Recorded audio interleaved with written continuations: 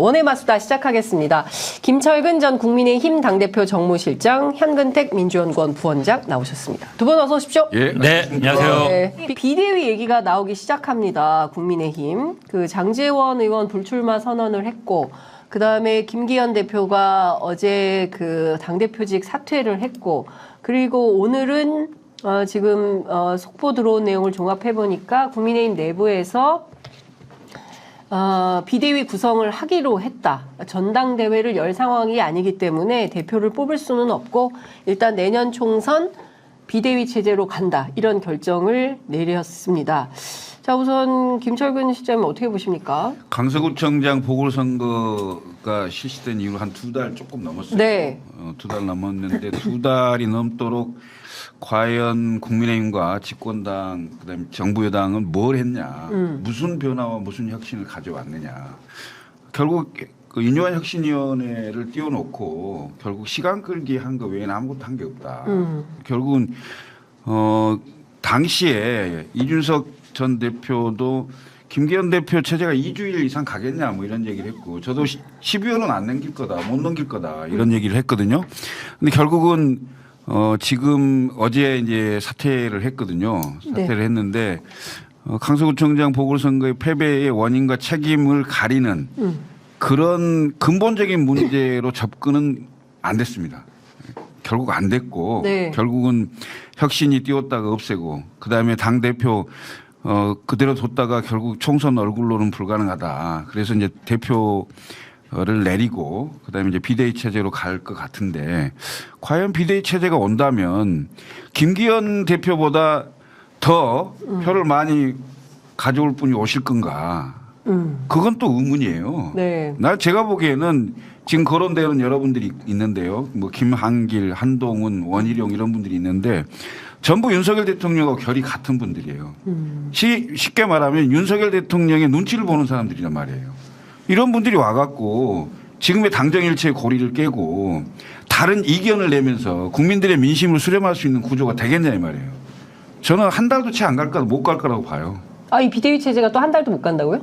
아니 왔는데 정당 지지율 변화 없고 총선은 다가오는데 방법 없으면 어떻게 해요. 지난 2004년도에 당시 한나라당이 차떼기 정당 뭐 이렇게 하면서 맞아요. 문제가 생겼었잖아요. 그때 총선 한 달 전에 임시 전당대회를 열어서 박근혜 당대표를 선출한 적이 있어요. 그래서 천막당사 치고 맞아요. 그러면서 그 탄핵의 후폭풍 속에서도 121석을 했던 적이 있습니다. 이른바 개헌 저지선을 한 적이 있는데 그때도 총선 한 달 두고도 그런 상황이 생겼는데 지금 100일 넘게 남았습니다. 그 엄청나게 긴 시간이에요. 조선왕조 500년 사이에 일어날 일들이 이 100일 사이에 다 일어날 수도 있어요. 그러면 정말 윤석열 대통령이 근본적인 치유, 국정운영 기조의 변화, 그리고 지금까지 1년 6개월 동안 내가 이래 해왔는데 다 잊고 내일 다시 취임한다는 심정으로 앞으로 3년 6개월은 다르게 하겠다. 이런 자세의 변화 없이 당의 사람 얼굴만 바꾸는데 얼굴 바꾸는 것도 본인과 이견이 있는 사람으로 바꾸는 게 아니고 네. 같은 결로 바꾼다. 그럼 김기현 대표가 다를 게 하나도 없다. 이렇게 보여집니다. 네. 사실은 이제 오늘 한겨레 신문에 굉장히 이제 의미 있는 기사가 하나 났죠. 네. 핵심이 이거였습니다. 그러니까 김기현 대표는 어쨌든 지역구는 출마하고 싶었다. 당대표는 내려놓더라도. 왜냐하면 사실은 정치인 입장에서는 지난번에도 제가 말씀드렸지만 배지 유지하는 게 제일 중요해요. 네. 당직 당대표 하는 거 하나도 안 중요해요. 내 자리 지키는 게 제일 중요하거든요. 그러니까 김기현 대표는 계속 내 자리 지킬래, 배지 지킬래 라고 했다는 거잖아요. 근데 사실은 국민들의 입장에서는 아니면 뭐 윤여환 혁신위원장도 그렇고 당대표 내려오는 게 훨씬 커 보여요. 사실 당대표가 원하는 훨씬 많거든요. 근데 개인 입장에서는 자기 지역구 나가는 게 훨씬 중요하죠. 그러니까 아마 거기에서 충돌이 생겼던 것 같고 한겨레 신문 보도도 그거잖아요. 결국은 대통령실이나 용산 입장에서는 지역구 불출마해라. 당대표 유지하고. 근데 김기현 대표는 아니다. 나는 뭐 당대표는 내려놓을 수 있지만 지역구 나가야 된다. 이거였다는 거잖아요. 네. 거기도 충돌이 생겼고 조절이 안 되니까 지금 뭐 네덜란드 가기 전에 경로했다. 이런 기사가 났잖아요. 그게 아마 좀 분기점이 되지 않았을까. 왜냐하면 지금 지난번에 우리가 뭐 조선일보 여사성 얘기도 있었고 네. 우리가 방송에서 또 김기현 야, 김건희 집에 가야 됩니다. 막 동아일보 있었잖아요. 맞아요. 예. 이런 게 아마 좀 이제 계기가 되지 않겠냐 그러는데 제가 보기엔 그런 거보다 제 개인적 뇌피셜입니다. 네. 우리가 그때 무슨 얘기를 했냐면 이게 약간 이제 김기현이 판정 승하면서 우리가 김건희 특검법에 대해서 약간 김기현 대표가 주도권을 갖게 됐다. 이런 이제 맞아요. 언론의 분석이 되게 많았어요. 네. 저는 그게 아마 좀 윤석열 대통령의 심기를 건드리지 않았을까. 왜냐면 감히 나오고 이걸로 딜을 하려 그래? 뭐 이런 생각을 할 수도 있고. 네. 그리고 그래서 이제 딱 그 다음에 또 그러니까 그거는 좀 내심했을 것 같고 실질적인 거는 지금 그 한겨레 보도처럼 약간 지역구 불출마를 설득하고 압박했지만 일단 안 들었고 그 다음에 그러니까 이제 장제원 김장 연대잖아요 원래 네. 한 몸이잖아요. 네. 근데 그러니까 장제원이 먼저 던졌기 때문에 안 던진 상황인데.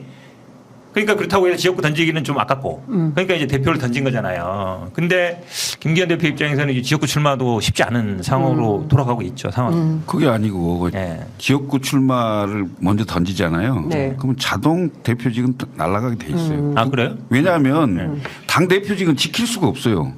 왜 지킬 수 없냐?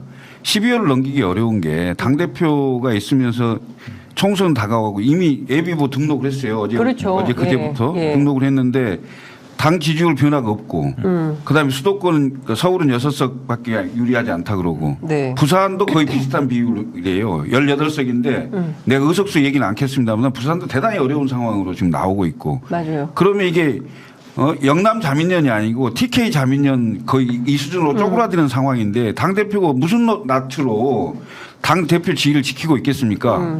그러면 결국 지역구 불출마를 해서 헌신했다고 했는데 당신 갖고는 안 돼. 당신 내려와야 돼. 그러면 결국 지역구도 불출마했죠. 당대표직도 날라갔죠. 이런 상황이 되기 때문에 결국 둘 다를 지킬 수가 없는 상황이면 하나라도 지켜야 될 거 아니.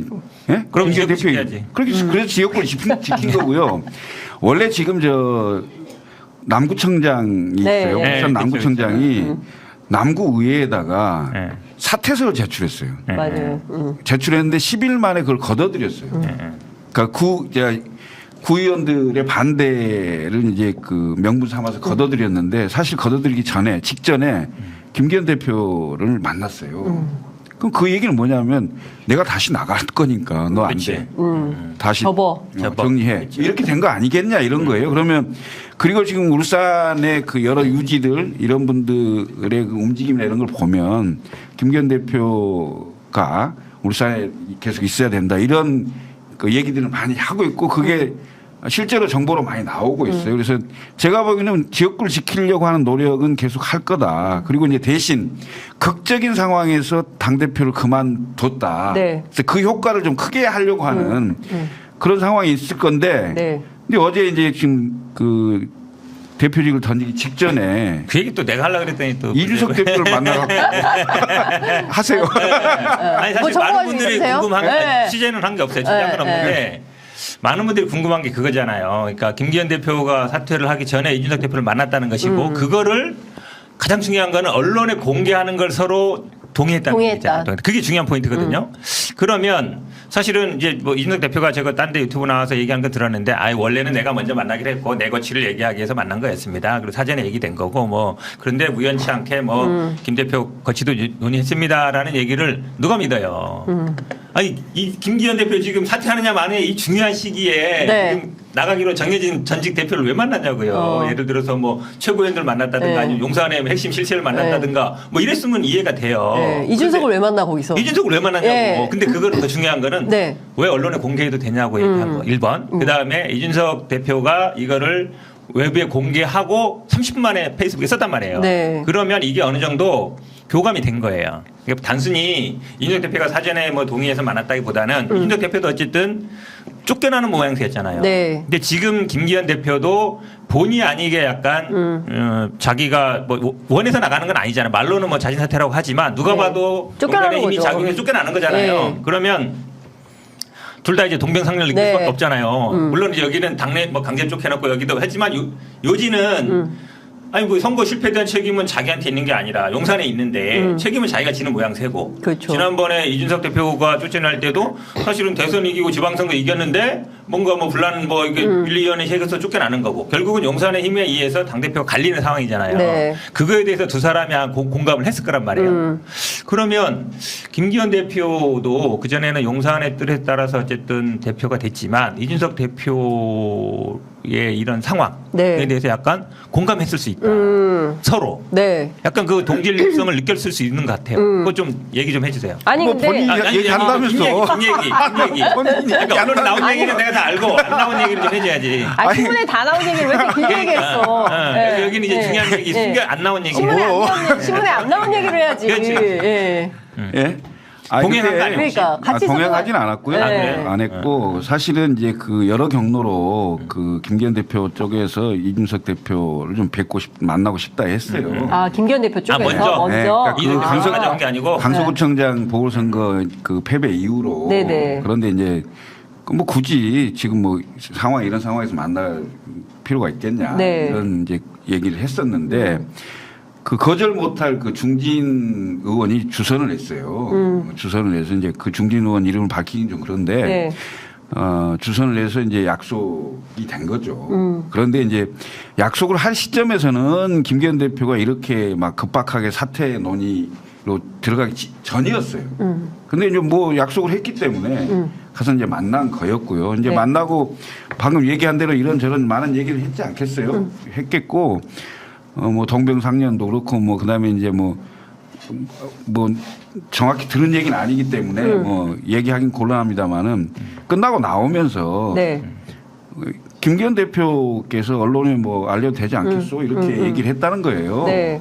그래서 내가 이제 추측을 해보건데 이 두 사람의 만남을 어차피 나중에 알게 될 거 아니에요. 네. 비공개가 영원히 비공개되지 않을 거거든요. 예?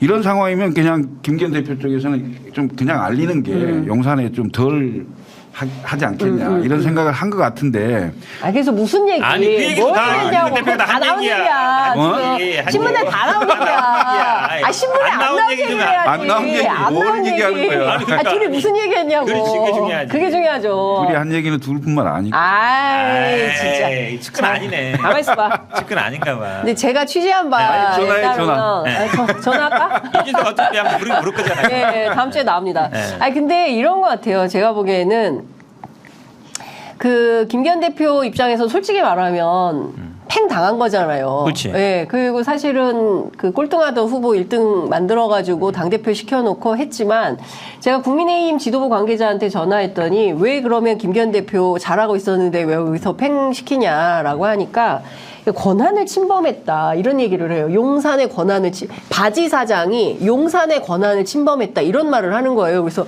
그게 무슨 말입니까? 라고 하니까 이 경선만이라도 붙여달라라는 얘기를 했다는 거예요. 김기현 대표가. 그러니까 뭐냐면 당대표직은 나중에 던질 수는 있는데 그 울산 출마에 대해서는 미련을 가지고 있었던 거고 지금도 그 미련이 남아있는 거고 그래서 이 지역을 지키면서 이른바 영남공천 영남공천권은 내가 좀 가져가야겠다라는 생각이 있었고 이 부분에 대해서 대통령은 당신이 뭔데 이제 이렇게 됐다라는 이제 후문이 있어요. 뭐 확인은 불가능하지만 이제 이런 얘기가 국민의힘 주변에 떠돌고 있다. 아니 영남권 저도 아니 그게 아니라 당선권에 본인이 있는 문제가 공천을 아니고 사실은 그러니까 그거죠. 저도 사실은 그런 얘기를 뭐 방송에 나가서 한 적이 있는데 네. 어느 정도 이제 김기현 판정 승 얘기 나오면서 김기현을 많이 뭐 사실은 단톡방에서도 막 네, 지지하고 절대 안 맞아요. 된다 했던 분들이 대부분 영남의 초선 이런 분들이란 그렇죠. 말이에요. 그분들의 특히. 생각은 네. 용산에서 내려오더라도 경선 붙여야 된다는 거잖아요. 네. 경선 붙여달라. 그러니까 이건 김기현 대표 경선 붙여달라는 게 아니라 그 초선이나 영남에 있는 의원들 한 뭐 50분 넘을 거 아니에요. 네. 이분들이 사실은 마음은 딱 하나예요. 팩만 안 당하고 경선만 붙이면 내가 이긴다. 경선만 붙여달라. 그렇죠. 경선만 네. 붙여달라는 거였고. 근데 경선도 안 된다. 김기현 이럴 수 있다는 거지, 대표는 지금. 가능하면 이제 의원들의 뜻으로 됐기 때문에 네. 그리고 막 단톡방에서도 막 김기현 물러나면 안 된다 이 얘기는 뭐겠어요. 김기현은 그렇게 얘기했을 거 아니에요. 나를 지켜주면 내가 경선 최대한 붙여줄게 이렇게 얘기했을 거란 말이에요. 근데 그게 지금 뭐 용산이나 이제 검액광 이렇게 한 사람들 얘기가 들려갔을 거 아니에요. 다 경선 붙인다더라. 네. 그리고 우리가 어떻게 이겨? 뭘 절대 못 이겨요. 아무리 대통령 뭐 한 60% 지지율 나오면 모르겠지만 지금처럼 30, 40% 정도는 안 된단 말이에요. 그러면 지금 영남의 자리를 비운 자리에 들어가야 되는 사람들 입장에서는 당연히 지금 대통령실 항의했을 거 아니에요. 우리가 네. 경선하면 우리가 어떻게 들어갑니까? 안 됩니다. 다 잘라야 됩니다. 했을 거 아니에요. 네. 그럼 거기서 딱 쳐야죠. 그래야 그 다음에 들어갈 공간이 생기는 거예요. 그러니까 지금 뭐냐면 핵심은 제가 국민의힘 취재할 때마다 항상 들었던 얘기가 뭐냐면 대통령 못 이겨요. 장제원 버티기 들어갔는데 장제원 버티면 끝까지 해보는 거 아닙니까? 캐비넷 열면 못 버텨. 캐비넷이 아니고 내가 이런 얘기도 하고. 내가 보기에는 네. 장제원은 출마해도 안 될 것 같은데. 아, 왜냐하면 그래요? 부산 상황이 그렇게 좋지가 않아요. 이미 알 거예요. 알 거고요. 네. 그다음에 지금 여론이 안 좋다는 거죠. 아니, 지금 그 당무감사 했잖아요. 네. 당무감사에서 하위 20% 컷오프 한다고 하는데 22%. 예.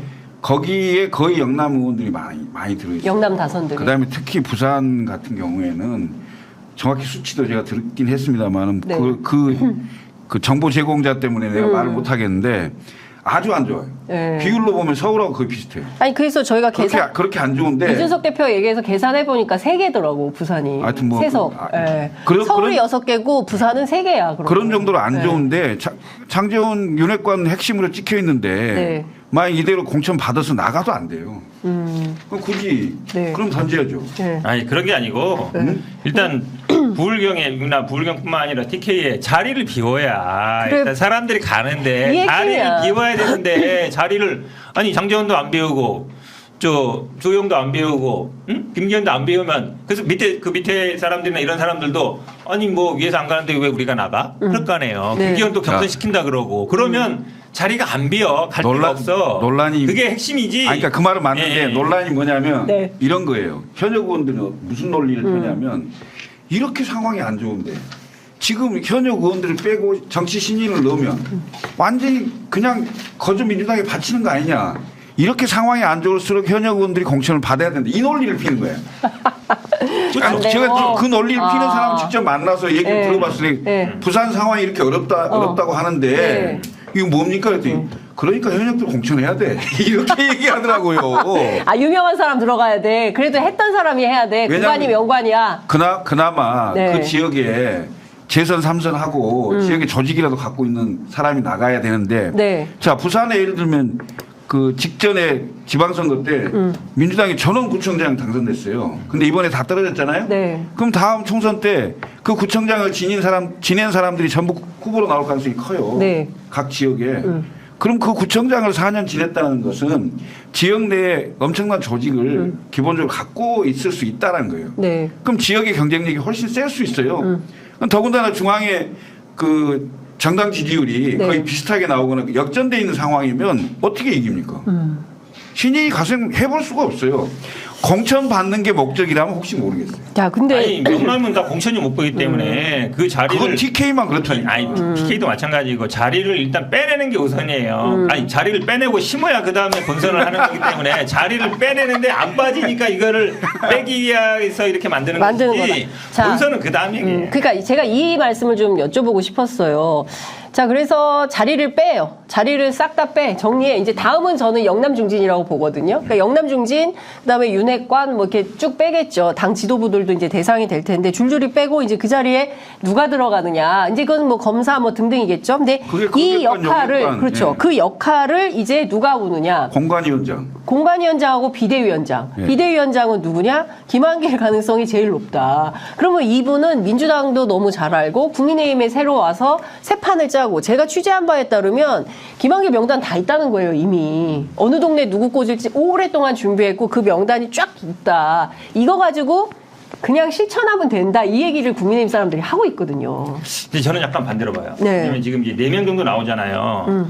지금 뭐 한동훈, 원희룡은 어쨌든 지금 한동훈은 지금 사표한다는 얘기도 없고 네. 원희룡은 뭐 지금 아직 후임도 없고 네. 그러니까 조금 좀 원희룡 왜 어려운 것 같고. 후임이요? 그러면 이제 발표됐는데. 김한길 인용한 정도 같은데 김한길 전면에 나서면 말씀하신 것처럼 이 당내 거부감이 굉장히 크거든요. 그리고 일단 민주당 사람의 색깔이 강하고 물론 그래서 윤석열 대통령이 더 픽할 수는 있어요. 근데 김한길 전 대표가 만약에 전면에 나서면 아마 당내 혼란이 엄청나게 클 거다라는 생각이 들어서 김한길은 약간 마쿠 조정 역할로 하고 이뇨한 혁신위원장이 사실 이번에 점수를 많이 땄잖아요. 네. 사실은 지금은 판이 완전히 이뇨한이 원하던 대로 가고 있어요. 왜냐하면 중진 불출마, 윤핵관 불출마를 다 이뤄내고 있잖아요. 네. 그러니까 굉장히 성과를 두드러지게 내고 있고 또 정치 신인이에요. 네. 그러니까 이해관계가 엮이지 않았어. 근데 만약에 김한길 비대위원장 오면 그래도 김한길을 따르는 사람들이 있거든요.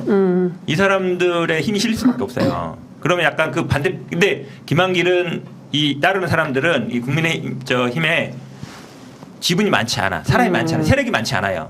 그러니까 아주 극소수파가 대수파로 물론 대통령의 힘으로 밀어붙일 수는 있지만 네. 약간 부작용이 더 클 것 같아서 저는 약간 이뇨한 쪽에 무게 실. 그러면 이뇨한 위원장을 그 간판으로 내세우고 김한길 위원장은 배후의 이제 조정. 마쿠에서 역할을 네, 할 네. 거다. 그렇게 보세요? 인유한 위원장도 상처를 많이 받았잖아요. 이번에. 그다음에 공관 위원장 시켜달라고 그러는데. 그러니까 공관위원장 시켜다는 분을 진짜 비대위원장 시켜? 하세요 그러면 아이고 감사합니다. 그 양반이야 그러겠죠. 그분이야 그러겠죠. 근데 당에서 어떨 것 같으세요? 내가 보기엔 반발이 심할 거예요. 둘 다?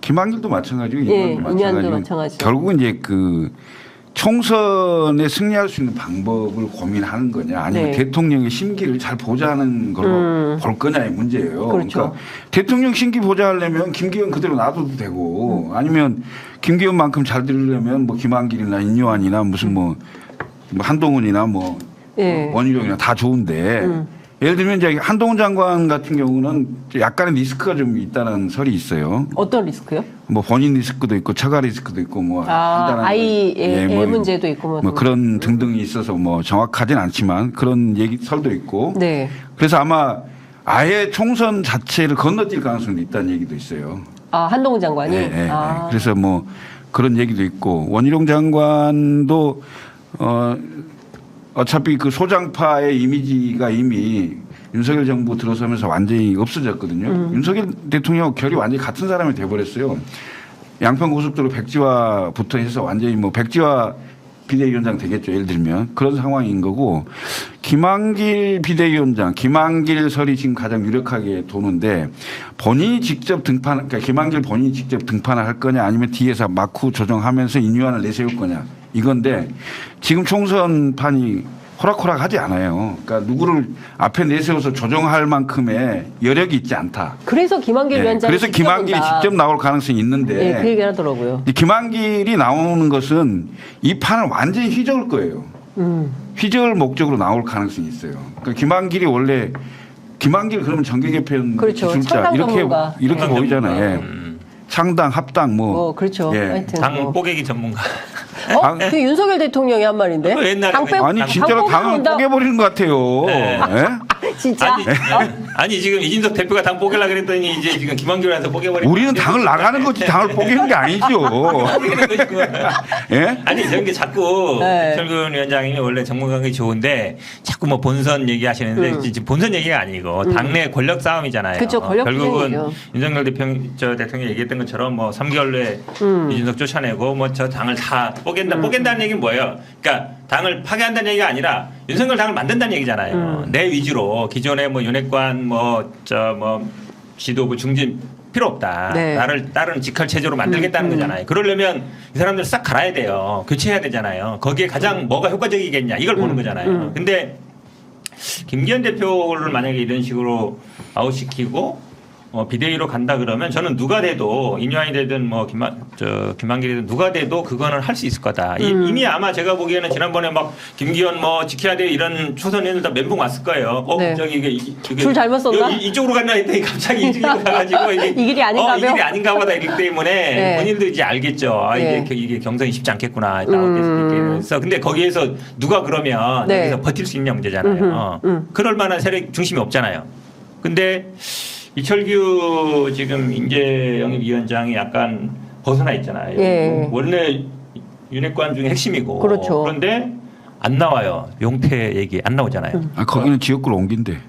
어디요? 그래도. 구리? 예. 구리로 간다고? 구리 출마설이 구리 출마? 예. 근데 구리 출마 접었다 그러는데. 해볼만한 거라서 어쨌든 용태 얘기는 안 나오거든요. 네. 이분이 약간 뭐 김한길 얘기도 하고 뭐 이런 거 보면 네. 김한길 인유한 얘기는 안 했고 지금 이철규는 김한길 얘기한 것 같죠. 거기 용산 라인. 용산 라인이죠. 용산 라인인데 사실은 라인은 그 김한길 쪽에 무게가 있는 것 같은데 저는 약간 연막 작전 같아요. 네. 김한길이 이제 직접 나오기는 만만치 않지 않나. 근데 오늘 아침 김태현의 정치쇼인가 거기에 그 윤희석 대변인이 나왔어요. 그래서 무슨 얘기를 했냐면 인요한 혁신이가 결국엔 성공하는 결과 그림을 만들 거다 이런 얘기를 했어요. 그러니까 결국은 인요한 혁신이가 그 얘기했던 게 그거잖아요. 영남 중진 불출마하거나 험지 가라, 수도권 험지 출마해라. 그다음에 윤핵관 그리고 당 지도부도 결단해라 이런 거였는데 결국 이 내용이 성공하는 모델을 만든다고 한다는 얘기는 뭐냐면 대통령이 초반에 얘기했던 대로 싹 쓸고 새 판을 짠다. 당을 뽀개는 사실은 나는 국민의힘을 민주당보다 더 싫어한다고 하셨던 대통령이거든요. 그래서 완벽하게 국민의힘을 영남 지역당에서 윤석열 검찰당으로 만들려고 하는 이 선봉장에 김한길 위원장을 세워서 그러니까 일종의 철거반장, 용역반장 비슷한 역할을 하는 거 아니냐. 그러니까 그럴 가능성이 있는데 네. 제가 보기엔 그게 총선에 도움이 안 된다 이게. 아, 무슨 결과적으로. 얘기냐면 자, 다음 총선은 네. 기본적으로 윤석열 정부의 이거 국정운영 본선 문제가 아니라니까 지금 당내 권력 싸움 얘기하는데 자꾸 본선 얘기로 넘어가려 그래. 아니 나는 형님 났어, 형님 뭐냐면 나는 그냥 그러니까 김한길이 나올 수 있다고 봐 언제든지 네. 나올 수 있다고 보는데 처음부터는 안 나온다고 보는 거예요. 왜냐하면 정말 급하거나 정말 급박한 사람 나올 수 있는데 네. 손에 칼 붙이는 거잖아요 지금. 그렇죠, 지금 칼이죠. 비대위원장은 쉽게 얘기하면 컷오프 시키고 잘라내는 일이거든. 김한길도 도사잖아요. 그렇죠. 이걸 내가 왜 해? 그러니까 비대위원장이 하는 건 공천 아니지. 주는 거는 본인이 할 수 있어. 공관위원장이 근데 자르는 거는 공관위원장이 자르는 거는 다른 사람 시킬 가능성이 있어. 그래서 저는 인류한이 이미 약간 손에 피를 묻혔잖아요. 네. 이미 먹었고. 아, 묻힌 김에 더 묻혀라. 그렇죠. 묻혀서 더 잘라라. 확실히 잘라라 하고 네. 나중에 이제 정리되면 그 다음에 공천 주고 막 이럴 때는 네. 아, 김한길이 나타난다. 저는 그렇게 보는 거죠. 아니 그러니까 왜냐하면 비대위원장이 지금 금방 그 역할은 공관위원장이 하는 거예요. 아니, 그게 자르는 중요하지 거. 않아요. 자르는 건. 근데 비대위원장은 사실은 네. 당의 얼굴이잖아요. 당 대표격인데. 당대표죠. 예. 당 대표격이기 때문에 당의 메시지나 당의 전략을 이렇게 내세우는 거기 때문에 인요한 위원장이 하는 거 내가 보기 좀 이게 너무 서툴거든. 아니 우리 형님이 그렇지. 전문가가 좋은데 왜냐하면 평상시에 네. 김기현 대표 체제가 유지됐을 때는 네. 그때는 공관위원장 힘을 가져요. 왜냐하면 네. 김기현 약간 힘이 빠지는 상황이고 그러면 공관위원장 탁 띄우면 이 사람 힘을 갖는단 말이에요. 지난번에 미래통합당 때처럼 황교안도 본이 살아야 되고 출마해야 되니까 이제 김영호 공관위원장 힘이 확 실리잖아요. 네. 근데 기존의 당대표가 물러나고 비대위가 딱 생길 때는 비대위원장한테 힘이 실린단 말이에요. 공관위원장은 약간 허수아비야. 네. 비대위원장이 힘든 거 맞잖아요. 아니, 모든 사람들이 다 비대위원장한테 가서 얘기하지 누가 공관위원장한테 가겠어요. 아, 잘 모르시구나. 네. 공관위원장이 생기면 공관위원장한테 다시 힘이 가는 그렇죠. 거야. 그런 건 평상시에. 있어. 아니, 아니, 이 당시에는 왜냐하면 그 당시에는. 더군다나 웃기는 게 뭐냐면 공관위원장으로 거론되시는 분들이 네. 또 검찰 출신들이야. 맞아요. 그렇지, 그렇지. 예? 아니, 잠깐 이거 좀 여쭤볼게요. 그 윤재욱 대표가 무슨 얘기를 했냐면 오늘 방금 전에 한 얘기인데 대부분이 비대위 구성과 관련해서 국민 눈높이에 맞게 국민 눈높이 국민이 공감할 수 있는 당내 현안을 해결할 적임자를 골라야 한다는데 의견에 일치했다. 그럼 인유한이네. 인유한이에요? 국민 눈높이. 국민 눈높이 인유한? 국민의 지지를 많이 받았다라고 본인 평가를 받고 있잖아요. 근데 그건- 김한길이 무슨 국민 눈높이 얘기하는 안 할 것 같은데. 그럼 민주당은 인유한이 나오는 게 좋아? 아니 못하는 게 아니라. 그런 거 같아. 좀 물렁한 사람 내세워갖고 이거 완전히 인유한 와가지고 뭐 그런 거 같아. 이분이 왜냐면 말이 정리가 안 되더라고. 어? 막 하더라고. 막 그러지?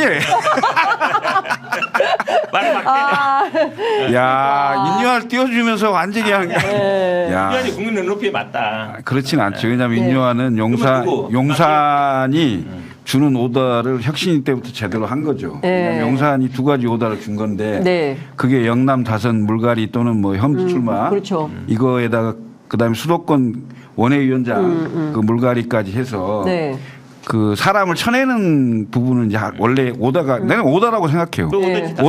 오다를 줬는데 사실 김기현 대표한테 막혀서 결국은 중간에 그만뒀잖아요. 그렇죠. 그만두고 이제 본인을 공관위원장으로 좀 해달라. 그럼 내가 다 마무리하겠다 이렇게 간 건데 그러면서 인요한 위원장이 상당히 이제 한편으로는 뭐 방금 이야기한 대로 신선함이 있었을지 모르겠으나 당을 대표해서 당의 얼굴로 뭔가 일을 처리하는 것은 너무 아마추어적인 게 많이 드러나서 의원들이 받아줄 수가 없을 거예요. 근데 지금- 원래 차도살인 한다 그러잖아요. 네. 내가 안 하고 차도살인도 다른 사람이 알겠습니다. 해가지고 정도껏 해야 하는 거예요. 되거든. 자, 여기까지 할게요. 왜냐하면 제가 보기에는 아침 회의했으니까 오후에 나옵니다. 그렇죠. 예, 오후에 비대위원장 뭐 인사 결과가 오래 둘 수가 없어요. 어쨌든 내년 총선하려면 몇 달 남지도 않았고 빨리 비대위 체제 뭐 비대위원까지 저는 다 구성돼 있다는 얘기는 듣긴 했는데 그래서 뭐 발표만 하면 된다라는 얘기까지 나왔었기 때문에 하여튼 속도감 있게 진행은 될 거다. 국민이. 그러니까 제가 보기에는 그냥 이 말씀 꼭 드리고 싶은 게 뭐냐면 비대위의 모범 케이스가 네. 2011년 11월 26일 날 박근혜 비대위원장이 그 이명박 그 대통령이 저 얘기 하시는 것도 시켰는데 이준석 비대위원장 시켜달라는 얘기 아니에요? 맞아. 이 얘기는 듣고 얘기해. 아니 근데 만약에 저 용산에서 이준석 대표 보고 비대위원장 하세요 그러면 받을 거예요? 안 받지. 안 받아요? 뭐 얘기 받을 것 같은데 내가 보기엔. 저 얘기 자꾸 한다는 얘기는 안 제안 받아요? 오면 받을 수 무슨 있다는 얘기냐면 네. 기본적으로 그러니까 대통령이 국정운영 기조에 대한 변화를 해야 되고 네. 그러니까. 그리고 총선은 당이 알아서 아니 그러니까 해라. 비대위원장 해라. 제안 이거 안 받냐고요. 이준석 대표 안 가죠? 뭐 그럴 일이 없을 비대위원장 거야. 아니 저 얘기는 제안 그럴 받을 일이 수 있다는 없다고. 얘기야, 내가 보기에는. 아니, 근데 하여튼- 아니 그 카드도 저는 네. 0.01% 가능성이 있다고 봐요. 자, 요 얘기 좀 이준석 잠깐 비대위원장. 여쭤보고 민주당으로 넘어갈게요. 벌써 37분 지나가가지고, 많이 예. 갑자기 황교안 대표가 나서가지고 뜬금없긴 한데, 한동훈 장관 총선 불출마하고, 뭐 출마한다고 얘기도 안 했는데, 불출마하고 대통령 준비해라, 이런 얘기를 했어요. 그러니까 무슨 입장, 어떤 판단을 하길래 별로 뭐 무가치한 건지, 아니면 한동훈 장관에 대해서 뭘 같은 검사 출신이어가지고 이런 건지, 뭐 어떻게 봐야 될 거예요? 황교안 대표. 한동훈 장관 아니 황교안 대표가 이런 얘기를 한 맥락이 그거 뭔지 오히려 마이너스 궁금한 아니에요? 거예요. 마이너스요? 한동훈한테? 그렇죠. 한동훈 황교안 장관. 대표 얘기가 한동훈 장관은 어떻게 쓰임새가 있을까요? 지금 아니, 그러니까 이 와중에. 지금 한동훈 장관이 네. 당초에는 총선에 이제 적극적으로 좀 개입을 해서 당의 얼굴 역할을 좀 해야 되지 않냐 이런 의견도 많았는데 네. 사실 한동훈 장관이 정치에 이제 국무위원 자리에서 정치로 이제 나오면 네. 메시지를 내야 되잖아요. 그 그렇죠. 메시지의 핵심은 윤석열과의 차별성이에요. 윤석열과 똑같으면 윤석열 대통령 지지한 사람만 지지하거든. 네. 외연 확장이 없는 거예요. 국민들은요 윤석열 대통령 한 사람 보기도 힘듭니다. 똑같은 사람이 똑같이 두 명 다니면 그게 60%가 됩니까? 제가 보면 마이너스 15가 될 것 같은데. 마이너스 15. 네. 네. 그러니까 도움이 안 되는 거예요. 그러면 그런 상황이라면 지금 총선에 나오지 않는 것도 고민한다는 얘기가 뭐 개인 리스크도 있겠지만 네. 정치에 나와서 윤석열 대통령과의 어떤 차별성 또는 각을 지는 이런 상황을 할 수는 없고 네. 그리고 총선 때 그냥 똑같은 이미지로 소비돼 버리면 정치 계속 할 수 없잖아요. 이상 이제 이준석 전 대표 정무실장에 결국은 아마 국민의힘에서는 이준석 대표의 대항마로 많이 네. 뛰고 싶었는데 이게 쉽지 않은 상황이 나왔죠. 왜냐하면 정치는 결국 말로 하는 거예요. 네. 이준석 대표가 계속 얘기했잖아요. 김건희 병 뭐라고 할 거예요? 특검법 뭐라고 할 거예요? 계속 물어보잖아요. 네. 그럼 기자들이 그 반응을 유도하는 거예요. 네. 이준석 대표가 언론에 와서 그 얘기를 하면 기자들이 한동훈 장관한테 물어볼 거란 말이에요. 네. 실제로 물어보고 빼고 어떻게 할 거예요? 특검법 어떻게 할 거예요? 물어보잖아요. 네. 말을 못 하잖아요. 네. 본인 나가서 뭐 사진 찍고 뭐 꽃다발 하는 게 정치가 아니에요. 정치는 현안에 대해서 답을 할 줄 알아야 돼. 그렇죠. 근데 그걸 못 하잖아요. 네. 그리고 더구나 국무위원 자리도 아직 남아 있어. 다 뭐 보수 언론조차도 아니 장관 있는 사람이 왜 가서 뭐 개인 정치 행사 하세요 이러고 있거든요. 그러니까 본인 국무위원 장관 내놓는 것도 본인 맛으로 결정을 못하기 때문에 정치적인 발언은 더 못하죠.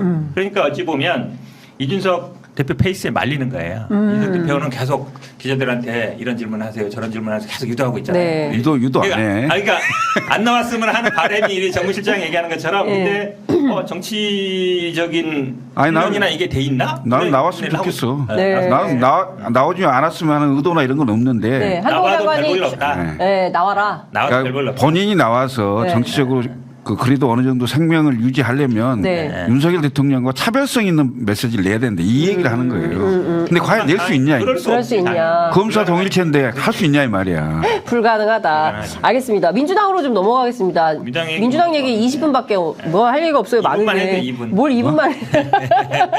이낙연 얘기 좀 해봐. 몰라. 아니 지금 그 두 가지인데 이낙연 신당 하나 있고요. 그리고 그래도 여기는 중진들이 지금 불출마 선언을 하는데 민주당은 초선들이 지금 어제만 해도 2명이나 불출마했고 오영환 의원까지 하면 벌써 3명이고 예. 셋 다 영입 인사들이에요. 나름 좀 민주당을 좀 물갈이 해보겠다라고 들어온 분들이 초선하고 아이고 그만해야겠다고 나가는 거예요. 예. 지금 들어가지도 않았는데 현 변호사님은 그러니까 아니 국민의힘은 불출마하는 게 아니라 쫓겨나는 거고 축출. 쫓겨나 축출이다. 그렇기 때문에 예. 민주당하고 비교할 건 아니고. 근데 저도 이게 오영환 의원이나 뭐 이탄희 의원이나 지금 누구죠? 홍성국 의원. 홍성국 의원이나 다 이제 영입 인사잖아요. 그렇죠. 영입 인사들인데 대부분 색깔이 있었어요. 뭐 경제 전문가, 그다음에 사법 전문가, 그다음에 소방관 있었는데 이분들이 정치에 어찌 보면 약간 이제 환멸을 느끼고 이제 그만두는 거라서 그 부분은 되게 안타까워요. 그러니까 여야가 치열하게 대립하는 분도 있고 이러다 보니까 또 초선 영입 인사들이 대제 특징이 당내에서 뭐 정당 활동을 해본 적이 없기 때문에 네. 그런데 아마 이제 어려움을 겪었을 것 같긴 한데. 좀 안타깝긴 해요. 영입 인사들이 잘 뿌리를 내리고 사실은 영입 들어와서 우리 같은 원외인 입장에서는 영입 인사로 공천을 받아 당선되는 게 엄청나게 특권이거든요. 그거를 누릴 수 있는 사람이 각 당에 한 20명 내에 안쪽이에요. 네. 4년마다 한 3, 40명밖에 안 돼요. 그러면은 굉장히 어찌 보면 이제 그 특권을 준 건데 네. 이분들이 잘 적응해서 당내에서 이렇게 좀 성장하게 하는 게 중요한데 그 부분 저도 안타깝게 생각하고 있습니다. 그러니까 이탄희 의원 같은 경우는 좀 안타까운 일이죠. 사실 이탄희 의원이 지금 주장하는 게 선거법 그렇습니다. 관련이잖아요. 그러니까 민주당이 민주당다워야 된다고 얘기를 하는 건데 그걸 지금 못 받은 거니까 민주당도 좀 뼈아픈 거죠. 그래서 자기 정치 생명을 걸고 지금 요구하는 거 아니에요. 네. 그러니까 그런 지점들은 민주당으로서도 살피지 않으면 민심의 회초리가 들 거예요 아마. 그러니까요. 근데 지금 오늘 뭐 의총에서 선거제도 개편론이 어떻게 진행이 될지 오늘 굉장히 길어진 거다라는 전망이 좀 나오는데 멋있게 좀, 지면 뭐 예, 그런 건데. 보겠습니다. 그 2호 영입 인재는 NC소프트 이재성 씨예요. 그리고 또 얼마 전에 1호 인재는 또 환경 전문 변호사 뭐 이렇게 두 분들인데 사실 솔직히 말하면 이렇게 막 와 이런 분위기는 좀 아닙니다. 이게 지금 네. 국민의힘도 마찬가지예요. 처음에 뭐 네. 1호가 누구냐 논란도 있었지만 네. 그다음에 뭐 5명 했잖아요. 네. 1호, 2호, 3호 붙이는 게 저는 기본적으로 저도 뭐 당에서 정치하는 입장에서 일단 선거철만 돼서 뭐 인재 영입하는 것도 좀 그렇고 거기에다가 1호, 2호, 3호 이거 마치 순위를 매기면서 서열을 매기는 것 같잖아요. 그럼 1호는 좋은 자리에 가야 되고 2호는 뭐 그다음 자리에 가고 이런 것처럼 되는 거라서 이 풍토 자체가 저는 별로 안 좋다고 봐요. 네. 그러니까 이게 그래서 그러면 이분들이 당내에 잘 뿌리를 내고 하느냐 예전엔 그랬어요. 우리가 2000년대 초반만 해도 뭐 386 예. 하고 국민의힘도 예전에 뭐 홍준표 뭐 이런 사람들 다 인재 영입으로 들어온 거잖아요. 네, 네. 그때는 모르겠어요. 뭐 정치에 좀 빈 공간도 많고 뭐 이런 것 같은데 지금은 일단 1번 제가 보기에는 사람들이 정치 자체를 별로 안 좋아한다. 정치권에 가서 내가 괜히 험방꾼을 당하느니. 네. 왜냐하면 이 인재영입 들어올 정도 되는 분들은 자기 위치나 자기 자리에서 다 자리 잡은 사람들이거든요. 그렇죠. 내가 굳이 자리 버리고 정치에 들어가야 되냐 이것도 있고 또 지금 양쪽에 치열하게 붙다 보니까 중립지대가 잘 없어요. 중립지대가 없다 보니까 이쪽 아니면 저쪽을 사야 돼. 네. 근데 그거에 대한 불편함도 있는 것 같고 또 근본적으로는 또 우리나라 정치가 계속 이렇게 선거 몇 달 앞두고 영입해서 또 꼽고 이런 구도가 계속 가야 되느냐 이런 회의도 좀 있는 것 같아요. 근데 일단 여야가 다 컨셉이 없다고 생각합니다. 컨셉이 없다. 왜냐하면 과거에 여당이 이제 없으면 됐지 뭐 야당 없는 야당도 없잖아.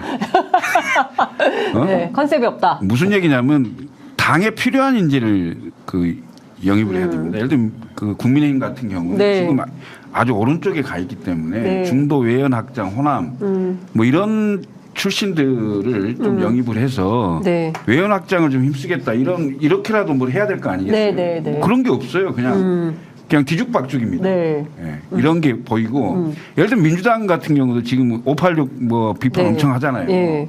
그럼 그 세력을 대체할 만한 그런 전문가들을 좀 영입을 해야 될 거 아니겠어요. 네. 근데 그런 색깔이 안 보인다는 거예요. 예, 그러니까 각 분야에서 어느 정도 이름이 있고 그냥 셋업 비슷한 그 분야에 이런 분들 그냥 그 유명세 네, 예. 유명세 파는 듯한 이렇게 그 일회용으로 소비하듯이 영입하는 것은 양당이 난 다 못마땅하다 이렇게 생각합니다. 근데 저는 기본적으로 컨셉을 좀 잡아서 해야 되는 건데. 예, 그렇죠. 저도 정말 적극 동의합니다. 그러니까 무슨 정치를 하려고 저분들을 모셔가느냐라는 거거든요. 성공한 분들인 거 알겠어요. 법조의 전문가인 거 알겠고 기업에서 상당한 역량을 쌓은 분인 것은 알겠는데 그래서 저분들이 국회에 가서 평범한 시민들의 삶을 뭘 바꿔줄 수 있을까에 대한 게 잘 안 보이는 거죠. 그러니까 이를테면 국민의 대표로서 의회에 진출을 하는 건데 그러면 우리를 대표해서 저 사람이 국회로 가서 무슨 정치를 어떻게 바꿀 건지에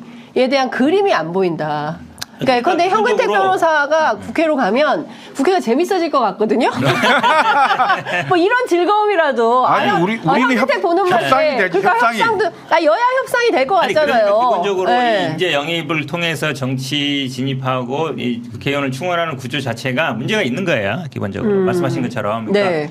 뭐 셀럽이라든지 유명한 사람, 성공한 사람들을 영입하고 많이 시도해봤잖아요. 그러니까요. 근데 사실은 민주당의 핵심은 저도 말씀드리지만 네. 민주당의 핵심은 호남과 386이란 말이에요. 그렇죠. 근데 이거를 호남 극복은 어느 정도 조금 했어. 지난번에 뭐 부산 쪽 아니면 영남 지역 갈 네. 때 386이 못 깼어요 아직. 네, 네. 못 깼는데 그냥 자꾸 뭐 젊은 사람들 영입해봐야 이 동력이 안 돼. 네. 그럼 이거를 어느 정도 좀 우리 민주당의 386들을 어떻게든 정리하고 그다음에 다음 세로 넘어가야 돼. 이 생각 가진 사람들이 많이 들어와서 바꿔야지. 그냥 혼자 셀럽인 사람은 혼자 오면은 약간 고립돼요. 이탄희 의원도 마찬가지예요. 이탄희 의원도 이제 판사 출신이고 판사들은 누구랑 이렇게 막 협의하지 않는다면 혼자 결정하거든요. 네. 이탄희 의원이 뭐 70몇 명이 서명 받았다 그러지만 네. 당내 상황을 보면 약간 고립돼 있어요. 혼자만 얘기해. 네. 그러면 절대로 못 깨요.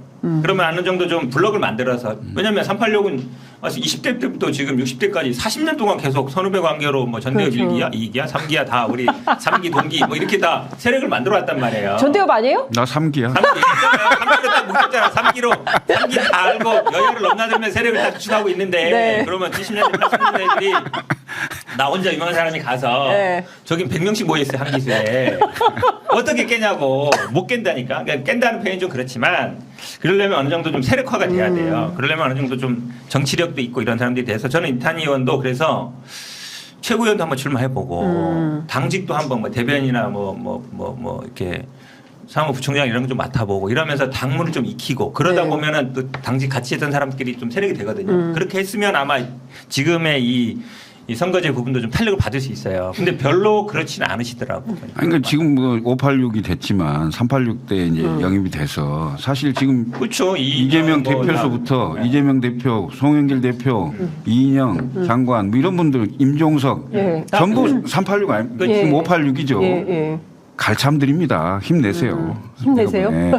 거기는 아니잖아. 아니 근데 저는 저희가 항상 이제 뭐 대의원제품 1인 1표랑 뭐 586 맨날 얘기하면 미움털 박혀서요. 당내에서는 586한테 특히 별로 안 좋아하거든요. 네. 같은 사람들을. 근데 이제 저는 70년대 초고 90학번이니까 그러니까 70년대 90학번 세대가 하기도 늦었어요 이미. 저쪽은 이제 뭐 89년대 그렇죠. 중반으로 넘어갔잖아요. 예, 지금 예. 천하라면 막 80년대 후반이고 그렇습니다. 그러니까. 예. 그래서 민주당 입장에서는 그게 그건 학번이 아니고 연생이요. 연생 8586인 학번인 줄 알아. 저도 뭐 연생이야.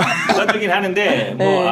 과연 할 수 있을까 이런 생각도 많이 들어요 사실은. 네, 그러니까 저는 사실은 이제 좀 새로운 22대 국회를 구성함에 있어서 그럼 민주당이든 국민의힘이든 또 새로 형성되는 제3의 정당이든 간에 무슨 정치를 하기 위해서 누구를 대변하기 위해서 어떤 국민의 무엇을 어떤 이익을 지켜주기 위해서 들어갈 건지에 대한 분명한 목표의식이 있는 사람들이 의회로 가야 된다. 전문가들이 그냥 가고 그 사람 뭐 배지 하나 달아주는 게 국민들의 삶을 바꿔주는데 무슨 의미가 있는 게 아니잖아요. 가장 그런 중요한 22대 국회는 그거예요. 네. 정치 복원이에요. 그렇습니다. 얘기하잖아요. 예. 검찰 수사 사법 이걸로 정치하는 거 끝내고 그러려면 결국은 용산과 대통령과의 관계 국회 그러니까 입법부의 역할을 하면 돼요. 기본적으로. 그게 가장 중요하거든요. 그러니까 국민의힘 그러니까 여당이 특히 대통령의 관계를 어느 정도 수평적인 관계를 가져가면 협상이 돼요. 네. 국회에서 협상. 그러니까 용산의 눈치를 보는 게 아니라 법안에 있어서도 맨날 대통령이 겁을 꺾는 게 아니라 막 이렇게 합의를 해서 어느 정도 협상이잖아요. 네. 정치라는 건 결국은 주고받는 협상이거든요. 네. 예전에 뭐 괜히 뭐 의원들끼리 끝나면 술 마시네 뭐 이런 얘기 있었지만 지금은 그것도 안 하니까 협상이 안 되잖아요. 맞아요. 결국은 정치 복원의 핵심은 여당이 대통령과에서 어느 정도 독립하는 것이고 그게 저는 될 거라고 봅니다. 네. 거기 하기 위해서는 전제가 또 검찰 수사권을 폐지해야 돼. 왜냐하면 국민의힘 분들도 다들 네. 캐비넷이 제일 무섭잖아요. 딴 게 무서운 게 뭐가 있어. 아, 권성동 의원도 싫어한다 그랬어요. 아니, 캐비넷이 무섭잖아요. 그러니까 네. 검찰 수사권 22대 가면 여야 합의로 일단 검찰 수사권 폐지 법안을 만들어서 네. 그걸 딱 하면 국민의힘 분들도 이제 용산에서 좀 독립할 수 있어요. 캐비넷이 이제 좀 덜 무서우니까. 아니, 그러니까 그거 딱 하면 돼. 검찰이 이제 수사권과 기소권을 분리하는 건데 지금 수사권을 경찰에 갖다 놨잖아요. 네. 그러니까 이렇게 하니까 문제가 되는 거예요. 무슨 얘기냐면 새로운 청을 만들어요. 한국판 FBI를 만들어서 만들어야지. 예. 지금 경찰 갖고는 안 돼. 네. 아니, 왜냐하면 그렇게 되면 그러니까 수사 잘하는 검사들도 많아요. 맞아요. 맞아요. 그러니까 예. 이 사람들이 다 그러니까 그걸로 가면 돼. 옮겨올 수 있도록 예, 예. 그다음에 수사 잘하는 수사관들 경찰들 다 이쪽으로 그렇죠. 그럼 돼. 옮겨와서 새로운 기관을 그렇죠. 만들고 예. 동의. 지금의 검찰은 기소 전담 그렇지. 이렇게 구별을 하면 되는 건데 이걸 이 수사 본부를 경찰 밑에 갖다 놓으니까 아니 그러니까 그 캐비넷만 검찰이 안 갖고 있으면 돼. 캐비넷은 FBI로 옮겨오면 된다니까. 내가 보기엔 두 분을 법사위로 보내고 싶네. 예, 두 분 법사위 가가지고 하면 될 것 같고 한 가지 아쉬운 거는 이거 초반에 민주당이 문재인 정부 초반에 이거 했어야 됐다. 그렇지, 이거 다 했어야지. 숙제 해놓고 맞아요. 그만뒀어야 되는데 하나도 안 해놨으니까 하여간 두 분 뭐 내년에 가시면 좀 그거 좀 해주시기를 바라고요. 요 얘기 해야죠. 이낙연 신당. 그냥 넘어가면 안 되고요, 현 변호사님. 예. 좀 해봐봐. 뭘 몰라요, 빨리 얘기하세요. 어떻게 되는 거예요? 아니 일단 공식 선언을 했잖아요. 네, 한다고. 신년에 만드신 진짜 하는 거요? 아니 또 선언했잖아요. 어제인가. 예, 했어요. 날짜까지 했어요. 예, 뭐 일당하고 싶다고. 나와서. 예, 예. 만든다. 욕심 내년에 같으면 뭐 일당하고 신당 싶다. 만듭니까 내라고 했고 그다음에 뭐 언제 그러니까 내년 새해는 인사드린다 했고 네. 어느 정도 성과 원하십니까? 뭐 일당하고 싶다 하니까 일단 이낙연 대표님처럼 엄중하신 분이 한다라고 말을 했으면은 제가 보기 이거는 돌이킬 수 없는 수순인 것 같아요. 네. 근데 당에서는 좀 꼭 굳이 그 길을 가셔야 되겠냐라는 비판도 있고 또 어제 그 라디오 출연했던 누굽니까 전략위원장 맡았던 안규백 의원 네. 같은 경우에는 잘 모시겠습니다 우리가 뭐 이런 얘기도 하고 뭐 이런 등등의 얘기들이 나오고 있고 또 오늘 원칙과 상식은 무슨 얘기까지 했냐면 이재명 대표가 기득권을 내려놓고 통합비대위로 가야 된다 불출마 선언해야 된다 이런 요구 나옵니다. 예 어떻게 보십니까? 당대표한테 물러나라는 얘기잖아요. 네. 당대표 물러나라는 얘기야 뭐 이거 주구장창 뭐 옛날부터 1년, 2년 동안 네. 당대표 되는 날부터 계속 해왔던 거라 네. 새로운 얘기는 아니고 네. 비대위 가라는 얘기는 뭐 당대표 그만두라는 얘기인데 그 얘기는 뭐 제가 보기에 지금 와서 전혀 뭐 관계없는 얘기인 것 같고 네. 근데 결국은 그러면은 이제 이낙연 대표는 당 만든다 그랬고 네. 그럼 원칙과 상식에서 또 본인들 중에서도 뭐 원하는 사람은 따라가고 아니면 말 텐데 잘 모르겠어요 누가 갈지 안 갈지 또 각자 뭐 4명 다 달라가지고 예. 일단 내가 보기엔 이재명 대표가 받기 어려울 거예요. 왜냐하면 이제 본인이 어찌됐건 제가 보기에는 국회의원 배지는 꼭 있어야 된다고 생각할 거예요. 네. 본인 스스로가 대표직이 안 놓을 거고요. 왜냐하면 기본적으로 사법 리스크에 재판 리스크까지 겹쳐 있는 상황이기 때문에 다음 대통령 선거가 있을 때까지 어떤 식으로든 견뎌야 되는 상황이잖아요. 그럼 배지를 뗄 수가 없어요. 그러면 내가 심지어는 그런 상황이기 때문에 네. 비례로 출마할 가능성도 있다고 저는 생각할 정도입니다. 병립형으로 바꿔서. 네. 그 비례를 출마하면서 전국 선거 지휘한다는 명분으로 네. 그럴 수 있는 거고 거기에 이제 어느 정도 이제 그 활동할 수 있는 룸을 줄 수 있냐는 건데 지금 상황이 이렇게 되면 네. 이재명 대표로서는 그립감을 더 강하게 갈 가능성이 있죠. 물론 겉으로는 통합한다는 식의 행보를 약간은 보이긴 하겠지만 네. 그걸 이미 그 이낙연 대표 전 총리 측에서는 네. 아니 모양만 갖추는 건 원치 않는다. 이런 상황이고 이미 이제 당을 출발하겠다 했기 때문에 네. 출발은 할 건데 문제는 이제 현역 의원들이 어느 정도 합류할 수 있냐의 문제겠죠. 마지막까지 이재명 대표에게 요구하다가 네. 결국 안 되면 어느 정도 세력이 분리될 가능성도 없지 않다 이렇게 보이죠. 제가 보기에는 현역 의원 중에 갈 분은 많지 않을 것 같아요. 아마 이 4명 중에 2명은 이미 네? 2명은 이미 뭐 한다고. 네. 그런데 글쎄요. 4명 중에서도 약간 다 결이 다르고 근데 그 지역구에서 해야 되는데 안 한다니까 큰일이네. 아, 윤영찬은 안 가요? 유영찬은 아직 온다는 얘기가 없어. 아, 그래요? 경선 의원은 안 갈 수도 있어요. 왜냐하면 지역구에서 뭐 경선 준비한다는 얘기도 있기 때문에. 네. 근데 지금 이낙연 대표가 당을 만드는데 유영찬 의원이 안 간다. 그것도 좀 상상하기 힘든데 근데 현역 의원 중에 많지 않은 것 같은 게 왜냐하면 네. 지금 이낙연 대표가 만나는 사람들 보면 네. 뭐 이준석 대표도 뭐 안 맞는 데도 약간 열어놓는 것 같고 물론 서로 약간 밀당하는 것 같긴 한데 이상민 의원 만나고 뭐 금태섭 양양대 이런 뭐 당 밖의 사람들하고 자꾸 얘기를 하잖아요. 유승민 대표도 만난다고 유승민 했습니다. 대표도 만난다고. 예. 이게 다 지금 어찌 보면 약간 급하다고 보여요. 예, 당내 세력이 막 붙고 우리 2016년 기억하잖아요. 네. 당내 한 20명 정도 의원들이 막 안철수 따라서 막 박지원 다 나갈 때는 네. 뭐 당에서 난리가 났었어요. 의원들이 뭐 20년간이 30년간이 막 이랬단 말이에요. 근데 지금은 원래 이 4명 중에서도 4명도 다 안 가는 건 거의 기정사실이잖아요. 누가 할지 잘 모르지만. 그러니까 이제 급하니까 자꾸 밖에 사람들 만나는 거예요. 만나는 거 보면 제가 보기에 당내에서 그렇게 합류할 사람 많지 않을 거예요. 접을 가능성도 있을까요? 그렇지는 않을 겁니다. 그렇진 않다. 왜냐하면- 네. 어떻게든 깃발 든다. 그러니까 접는 경우도 명분이 있어야 되잖아요. 네. 그러니까 그 명분을 이재명 대표가 만들어줄 수 있느냐. 아. 이게 문제겠죠. 명분은 어떻게 만들어요? 본인이 만드는 뭐 거죠. 선대위원장 이렇게 이런 거 얘기하면 가는데요. 본인이 만들어야 되는. 만들어야지. 아니, 본인이 어떻게 적겠냐고요. 만들어요? 아니 지금 당 만들겠다는 사람한테 네. 아니 이낙연 대표처럼 엄정하신 분이 당 만든다고 이미 선언한 상황에서 네. 여기서 무슨 제안하는 게 무슨 의미가 있어요? 18일 날 네.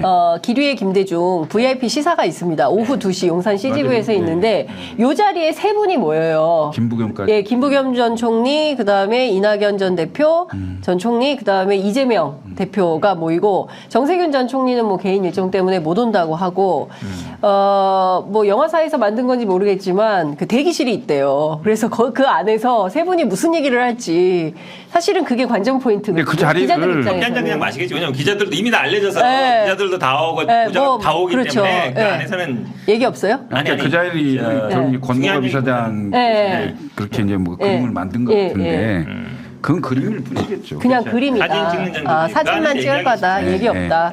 알겠습니다. 저희 지금 6,031분께서 함께 해주시고 계십니다. 만명 돼야 되는 거 아니에요? 지난번에 얼마 있었어요? 만명 되잖아. 한 8천 명. 그러니까 한 8,000명 우리가 매주 하다 날짜를 금요일 바꿔야 하다가 금요일 하다가 목요일에서 그러니까 다음 주에는 금요일 날 꼭 또 조회수 보고 결정할 거죠.